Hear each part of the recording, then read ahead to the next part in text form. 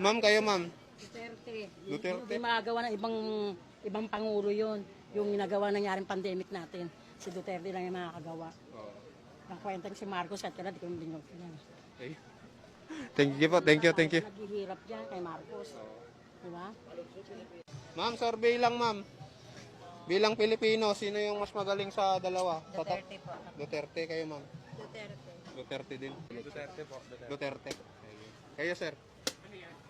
Survey lang po. Duterte rin yan. Duterte din. Oo. Thank you, thank you. Kayo ma'am.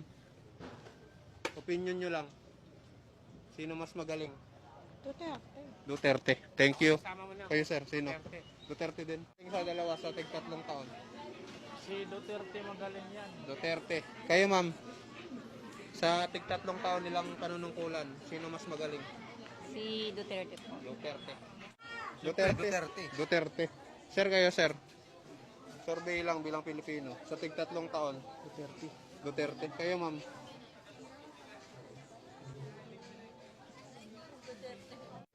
Bilang Pilipino ma'am, sino mas magaling? Duterte o BBM? Duterte. Duterte.